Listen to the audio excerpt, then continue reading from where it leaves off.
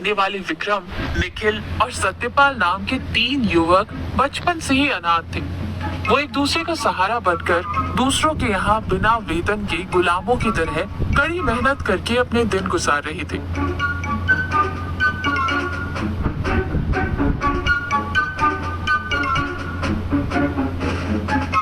दिन ब दिन दूसरों के अधीन इस गुलामी की जिंदगी से उन्हें अब नफरत होने लगी थी। किसी भी तरह स्वतंत्र और सम्मानजनक जीवन जीने की प्रबल इच्छा उनके मन में जागी।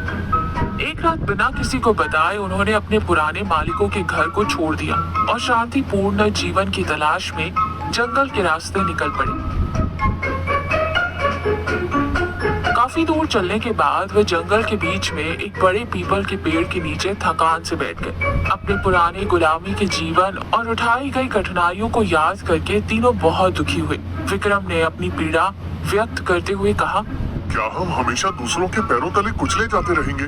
क्या हमारा अपना कोई घर, कोई आजीविका नहीं होगी? सत्यपाल ने आसमान की तरफ देखते हुए सच्चे मन से प्रार्थना की। हे भगवान, हमें विलासिता नहीं चाहिए, बस कड़ी मेहनत करके जीने के लिए थोड़ी सी जमीन और सिर छुपाने के लिए एक छोटी सी छत चाहिए। हमें एक स्वतंत्र जीवन का आशीर्वाद दें। जैसे ही तीनों एक साथ भगवान से खुद को बचाने की प्रार्थना कर रहे थे, उस पीपल के पेड़ की शाखा में से एक अजीब सी हलचल शुरू हो गई।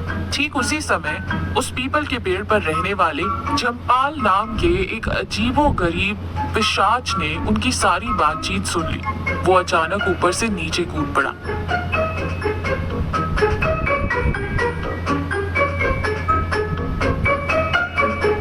उसका रूप देखकर विक्रम, निखिल और सत्यपाल तीनों डर की मारी कांपने लगे और पीछे हट गए। लेकिन पिशाच ने हंसते हुए कहा, मुझे देखकर इतना मत कांपो बच्चों। मेरा नाम झम्पाल है। मैं इंसानों को खाने वाला नहीं हूँ। मैंने तुम्हारी दुख भरी कहानी सुनी। तुम्हारी प्रार्थना मुझे पसंद आई। मैं तुम्हारी मदद करना चाहता हूँ। तुम्हारे मन में जो भी इच्छाएं हैं एक एक करके बताओ, मैं उन्हें अभी पूरा करूँगा। पिशाच के बात करने के तरीके से उन्हें थोड़ी हिम्मत मिली। सबसे पहले विक्रम आगे आया और बोला, झम्पाल जी, मुझे एक बहुत खूबसूरत पत्नी, खेती के लिए धान के खेत और रहने के लिए एक बड़ा घर चाहिए। उसके बाद निखिल आगे आया और मांगा, मुझे एक बड़े महल जैसा घर, उसके चारों ओर मछलियों का तालाब, मुर्गी फार्म और उन सब की देखभाल करने के लिए एक अप्सरा जैसी पत्नी चाहिए। अंत में सत्यपाल ने बहुत विनम्रता से कहा, मुझे कोई बड़ी विलासिता नहीं चाहिए झम्पाल। बस सिर छुपाने के लिए एक छोटा सा घर, मेरा साथ देने वाली एक आज्ञाकारी पत्नी और खेती के लिए थोड़ी सी जमीन हो तो काफी है। झम्पाल ने तीनों की इच्छाएं ध्यान से सुनी। तीनों की इच्छाएं सुनकर उस पिशाच ने हंसते हुए कहा, तुमने जो मांगा है वो तुम्हें तुरंत मिल जाएगा, लेकिन इसके बदले में मेरी एक छोटी सी शर्त है। भविष्य में एक दिन मैं तुम्हारे पास आऊंगा, तब तुम्हें मेरे मन की एक इच्छा पूरी करनी होगी। वो इच्छा क्या है ये मैं समय आने पर ही बताऊंगा। अगर तुम उस दिन अपनी बात से मुकर गए तो पूरी तरह से बर्बाद हो जाओगे। अगर तुम इस शर्त को मानते हो तभी मैं तुम्हारी इच्छाएं पूरी करूंगा। उसने गंभीरता से कहा। विक्रम, निखिल, सत्यपाल तीनों ने एक दूसरे का चेहरा देखा। उन्होंने सोचा कि अगर अभी उन्हें गुलामी के जीवन से मुक्ति मिल रही है तो भविष्य में आने वाली समस्याओं के बारे में क्यों सोचना। तीनों ने एक स्वर में सहमति जताते हुए कहा, ठीक है झम्पाल, अगर तुम हम पर इतना बड़ा उपकार कर रहे हो तो हम तुम्हारी इच्छा पूरी करने के लिए हमेशा तैयार रहेंगे। हम अपना दिया हुआ वचन किसी भी परिस्थिति में नहीं तोड़ेंगे। पिशाच खुश हुआ और बोला, ठीक है, अपना वचन मत तोड़ना। जब तुम अपने मनचाहे जीवन में बस जाओगे तब मैं आकर मांगूंगा। ये कहकर वो तीनों को अपने साथ लेकर जंगल के पार आगे बढ़ा।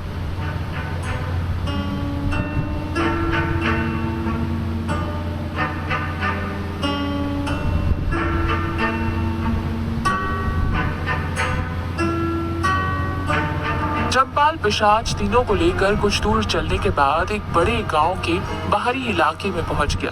वहां एक विस्तृत धान का खेत और उसके बगल में एक बड़ा खूबसूरत घर दिखाई दिया। उस घर के दरवाजे पर एक खूबसूरत युवती खड़ी थी। चंपाल ने विक्रम की ओर देखते हुए कहा, विक्रम, ये रहा तुम्हारा मनचाहा घर और खेत। ये अब से तुम्हारी पत्नी है। मैं तुम दोनों का गंधर्व विवाह करवा रहा हूँ। यही खुशी से रहो। ये कहकर उसने उनकी शादी करवा दी। विक्रम बहुत खुशी खुशी अपनी पत्नी के साथ घर में चला गया। उसके बाद झम्बाल बाकी दोनों को लेकर थोड़ा और दूर चला। वहां एक अद्भुत सा और बड़ा महल दिखाई दिया। उसके चारों ओर विशाल मछलियों का एक तालाब था और मुर्गियों से भरा एक बड़ा मुर्गी फार्म था। उस महल के सामने एक अप्सरा जैसी सुंदरी खड़ी थी। झम्बाल ने निखिल की ओर मुड़कर कहा, निखिल, ये तुम्हारा मनचाहा साम्राज्य है, ये तुम्हारी अर्धांगिनी है। ये कहकर उसने उसकी भी शादी करवा दी और उन्हें वहीं छोड़ दिया। निखिल अपनी किस्मत पर इतराता हुआ महल में दाखिल हुआ। अंत में झम्बाल पिशाच सत्यपाल को लेकर थोड़ा और दूर गया। वहाँ एक छोटे से तालाब के पास एक छोटा सा खेत और सिर छुपाने के लिए ताड़ और पत्तों से बना एक साधारण सी झोपड़ी दिखाई दी। उस घर के सामने एक बहुत ही संस्कारी, आज्ञाकारी और गरीब युवती खड़ी थी। उसे देखकर झम्बाल ने सलाह दी, सत्यपाल, वो लड़की कोई बहुत खूबसूरत नहीं है। ये घर भी ताड़ के पत्तों की झोपड़ी है और खेत भी बहुत छोटा है।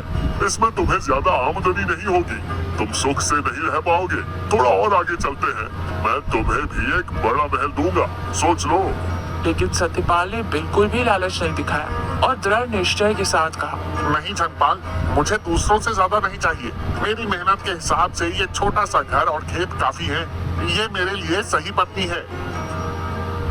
पिशाच उसकी खुशी देखकर उस युवती से उसकी शादी करवाकर वहां से गायब हो गया। समय तेजी से बीतता गया। सालों बीत गए। तीनों युवक अपने अपने घरों में अपनी पत्नियों के साथ बस गए।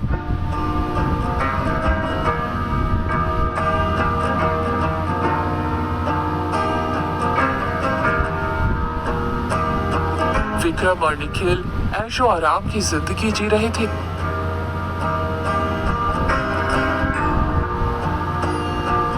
जबकि सत्यपाल अपने छोटे से खेत में कड़ी मेहनत करता हुआ उसी में संतुष्ट रहकर खुशी खुशी जीवन बिताने लगा। कई सालों बाद एक दिन झम्बाल पिशाच अपना दिया हुआ वरदान और उनका किया हुआ वादा याद दिलाने के लिए वापस आया। सबसे पहले वो विक्रम के घर गया।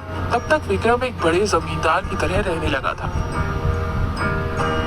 झम्बाल एक साधारण इंसान के रूप में विक्रम के घर मेहमान बनकर गया। विक्रम और उसकी पत्नी ने आए हुए मेहमान का स्वागत किया, बहुत आदर सत्कार किया और अच्छा भोजन कराया। पिशाच उनके आतिथ्य से बहुत खुश हुआ। भोजन समाप्त होने के बाद झम्बाल ने अपना असली रूप दिखाते हुए उसे याद दिलाया। विक्रम, क्या तुमने मुझे पहचाना? मैं उसी पीपल के पेड़ वाला पिशाच झम्बाल हूँ। आज तुम्हें दिए गए वचन के अनुसार अपनी इच्छा पूरी करने के लिए आया हूँ। विक्रम ने डरते हुए कहा, पहचान लिया झम्बाल, तुम्हारा उपकार मैं कभी नहीं भूल सकता। खैर, तुम्हारे मन में जो इच्छा है वो बताओ, मैं जरूर पूरी करूँगा। झम्बाल ने अपनी मुट्ठी दिखाते हुए एक अजीब व गरीब इच्छा जाहिर की। विक्रम, मेरी पीठ पर बहुत समय से एक बड़ा सा घाव है। दुनिया में इसका कहीं कोई इलाज नहीं है। मेरा उपकार पाने वाला जो भी इंसान अपने ही घर को अपने हाथों से आग लगाकर उसे पूरी तरह जलाकर राख कर देगा और उस राख को लाकर मेरे घाव पर लगाएगा तो मेरी बीमारी तुरंत दूर हो जाएगी। इसलिए बिना देर किए तुरंत अपने घर को आग लगाओ और वो राख मुझे दो। अपना दिया हुआ वचन निभाओ। ये बात सुनते ही विक्रम के चेहरे का रंग उड़ गया। वो हैरान होकर बोला, क्या मैं अपना ही घर खुद जला दूं? इतनी बड़ी संपत्ति को राख करने के लिए कोई पागल भी तैयार होगा क्या? मुझसे नहीं होगा। जा, ऐसा भयानक काम मैं नहीं कर सकता। कहीं भी चला जा। उसने अपने गुस्से से झम्बाल को बुरा भला कहा और डांट कर भगा दिया। झम्बाल ने गुस्से से हंसते हुए कहा, अपना वचन तोड़ोगे विक्रम, इसका परिणाम भुगतोगे। ये कहकर वो बाहर आया और पीछे मुड़कर देखा। अगले ही पल विक्रम का घर, धान की खेत, सब कुछ एक साथ आग में जलकर राख हो गए। वो अपनी पत्नी के साथ सड़क पर आ गया और रोने लगा, जबकि पिशाच हंसते हुए चला गया। वहां से झम्बाल पिशाच सीधे निखिल के उस बड़े महल में गया। निखिल भी मछलियों के तालाब और मुर्गी फार्म से बहुत बड़ा अमीर बन गया था। पिशाच वहां भी मेहमान बनकर गया और आतिथ्य प्राप्त किया। उसके बाद अपना असली रूप दिखाते हुए विक्रम को बताई गई अपनी पीठ के घाव की कहानी सुनाकर कहा, निखिल, तुम्हें अपने महल, इस मछलियों के तालाब और मुर्गी फार्म सब कुछ जलाकर उस राख को मेरे घाव पर लगाना होगा। जल्दी से अपना घर जलाओ। निखिल उन बातों को सुनकर गुस्से से आग बबूला हो गया। ओ पिशाच, तुम्हारी इतनी हिम्मत कि तुम मुझे इतने खूबसूरत महल और मुनाफा कमाने वाले फार्म को जलाने के लिए कहो। क्या तुमने मुझे मूर्ख समझ रखा है जो मैं अपना घर जला दूं? इज्जत से यहाँ से चले जाओ, नहीं तो मैं तुम्हें मार डालूंगा। उसने दहाड़ते हुए कहा। चंपाल ने बहुत गुस्से से कहा, तुम भी विक्रम की तरह स्वार्थी हो। तुमने अपना वचन तोड़ दिया। और बाहर की ओर चल पड़ा। उसने मुड़कर देखा ही था कि कुछ ही पलों में निखिल का महल, मछलियों का तालाब, मुर्गी फार्म सब कुछ आग की भेंट चढ़ गया और राख के ढेर में बदल गया। निखिल अपना सब कुछ खोकर सड़क पर अंत में पिशाच सत्यपाल की उस छोटी सी ताड़ के पत्तों वाली झोपड़ी में गया। सत्यपाल और उसकी पत्नी ने बड़ी भक्ति और श्रद्धा के साथ उस आए हुए मेहमान का आदर सत्कार किया। पिशाच ने अपना असली रूप दिखाते हुए जो कुछ भी हुआ सब बता दिया। सत्यपाल, तुम्हारे दोनों दोस्तों ने अपना वचन तोड़ दिया और बर्बाद हो गए। मेरी पीठ का घाव ठीक करने के लिए तुम्हें अपनी इस छोटी सी ताड़ की झोपड़ी को अपने हाथों से जलाकर राख करना होगा। क्या तुम अपना वचन निभाओगे या उनकी तरह मुझे गालियां देकर भगा दोगे? उसने पूछा। सत्यपाल ने बिना कुछ सोचे कहा, चंपाल, उस दिन जब हम अनाथों की तरह जंगल में रो रहे थे तो तुमने ही हमें ये जीवन दिया था। ये घर, खेत, सब कुछ तुम्हारी दी हुई भीख है। ऐसे में मैं तुम्हारी तकलीफ दूर करने के लिए मेरा ये छोटा सा घर क्या चीज है? मैं अपना दिया हुआ वचन बिल्कुल नहीं तोड़ूंगा। तुरंत वो अपनी पत्नी को लेकर घर के बाहर आ गया। एक सूखी लकड़ी में आग लगाकर अपने हाथों से अपनी ताड़ की झोपड़ी की छत में आग लगा दी। कुछ ही पलों में वो ताड़ की झोपड़ी पूरी तरह से जलकर राख हो गई। जैसे ही सत्यपाल उस राख को लाने के लिए आगे बढ़ा, वहाँ एक अद्भुत चमत्कार हुआ। जली हुई राख का वो ढेर अचानक गायब हो गया। उसकी जगह एक आंखें चौंधिया देने वाला अद्भुत और आलीशान बड़ा महल बन गया। कुछ दासियां आरती लिए सत्यपाल दंपत्ति के स्वागत के लिए मुख्य द्वार पर इंतजार कर रही थी। सत्यपाल को कुछ समझ नहीं आया और उसने आश्चर्य से पिशाच की ओर देखा। उसी पल पिशाच का रूप दूर हो गया और चंपाल एक तेजस्वी रूप में खड़ा हो गया। उसने बहुत खुशी से सत्यपाल को प्रणाम किया और कहा, सत्यपाल, मैं असल में कोई पिशाच नहीं बल्कि एक गंधर्व हूँ। एक मुनि के शाप के कारण मैं इस तरह पिशाच बनकर भटक रहा था। उस मुनि ने कहा था कि किसी ऐसे पुण्य पुरुष के कारण मुझे शाप से मुक्ति मिलेगी जो किए गए उपकार को ना भूले और मुसीबत में अपना भी वचन ना तोड़े। आज तुम्हारे त्याग और तुम्हारी सच्चाई के कारण मुझे शाप से मुक्ति मिल गई है। ये महल और लगातार मुनाफा देने वाले ये बड़े खेत तुम्हारे पास हमेशा रहेंगे। ये कहकर उन्हें आशीर्वाद देकर वो हवा में गायब